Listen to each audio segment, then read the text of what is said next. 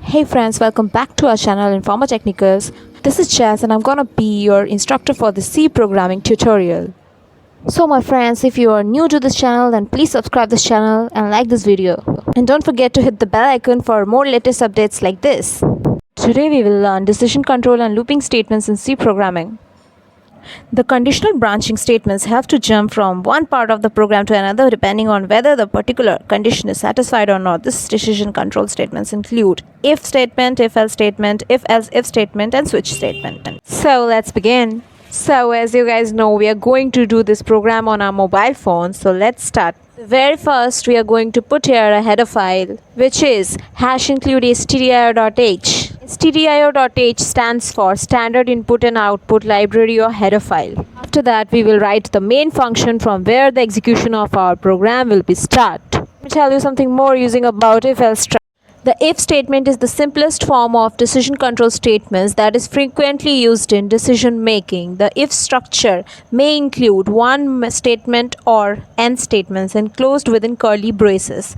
First, the test expression is evaluated. If the test expression is true, the statement of if block statements 1 to n are executed. Otherwise, these statements will be skipped and the execution will jump to statement X. Guys, note that there is no semicolon after the test expression. This is because the condition and statement should be placed together as a single statement. The main part of our program will always be within the two curly braces. First of all, we are going to take here the integer variable, which is num. It is very important to define the variable name for the integer. After that, we will use a printf statement for taking the user input. So I'm going to put here the printf function first. After that, inside the double quotes, we have to write \n, then enter any number, colon. The usage of if statement is very simple. The test expression is evaluated and the result is true. Then the statements followed by the expression is executed. Else, if the expression is false, the statement is skipped by the compiler. So what if we want a separate set of statements to be executed if the expression returns a 0 value? In such cases, we use an if-else statement rather than using simple if statement. This syntax, we have written a statement block. A statement block may include one or more statements according to the if-else construct. First, the test expression is evaluated. If the expression is true, statement block 1 is executed and statement block 2 is skipped. Otherwise, if the expression is false, statement block 2 is executed and statement block 1 is ignored. Now, in any case, after the statement block 1 or 2 gets executed, the control will pass to statement X. Therefore, statement X is executed in every case. So next we are going to put a scanf function here. Inside the scanf function, we will put the format specifier of integer data type, which is %d. Make sure that format specifier is inside the double quotes. Then we will put a comma sign and after that we will write the ampersand sign followed by the name of the variable num. And we have declared it already in the line number 4 as an integer variable. As there is if statement and if else statement is available in the C programming language, then same as that there is also if else if statements are present in the C programming language. C language supports if else if statements to test additional conditions apart from the initial test expression. The if else if construct works in the same way as normal if statement. Its construct is also known as nested if construct. It is not necessary that every if statement should have an else block, as C supports simple if statements also. After the first test expression or the first if branch, the programmer can have as many else if branches as he wants depending on the expressions that have to be tested. So the program we are doing on the screen, we are going to test whether a number entered is positive, negative or equal to 0. So after the scanf function, we have given here the if condition which is showing num equals to 0. It is the condition for the if statement which is showing that the number is equals to 0.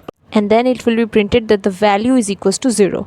In this program, if the first test expression evaluates a true value, then the rest of the statements in the code will be ignored, and after executing the printf statement, will display that the value is equal to 0.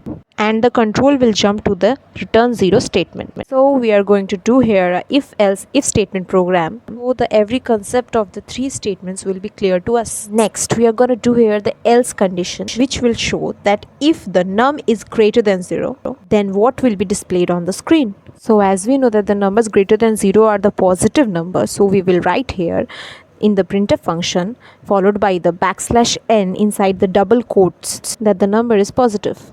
We have to keep the logical expression simple and short. For this, we may use nested if statements. And one more thing, we should try to use the most probable condition first, so that unnecessary tests are eliminated and the efficiency of the program is improved.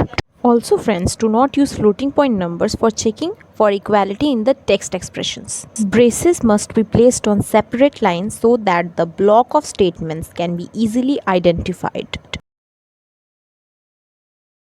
So guys, we have written here in the else if part that num is greater than 0, and then we will use the printf function and we will write inside the printf function that the number is positive. We know that if a number is greater than 0, then it will be positive, and if it will be less than 0, then it will be a negative number.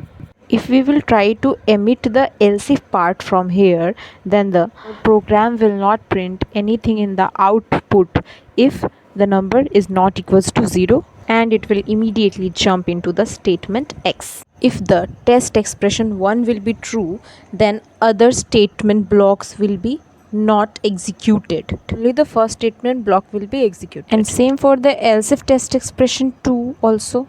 If the second expression is only true, then it will be printed, other expressions will not be printed. And if by chance no test expressions is true, then it will immediately jump into the statement X.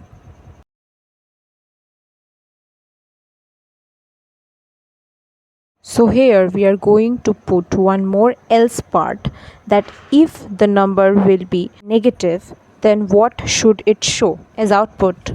So here we will not use any expression or test expression in the last else part, because we already know that all the test expressions we have already used, and only the rest condition is the negative part. So the last else part will execute the negative part. So inside the printf function we will write here the number is negative.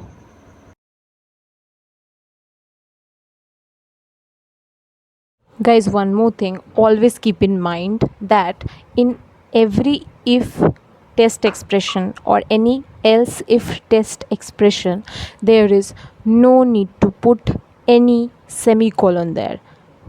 And also don't forget to put the semicolons in the printf or the scanf functions.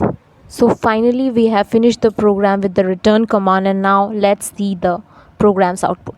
So this is the output. It is showing that enter any number. We have given here 6 and the number is positive. So we have already saved the program, and then our output is displayed on the screen.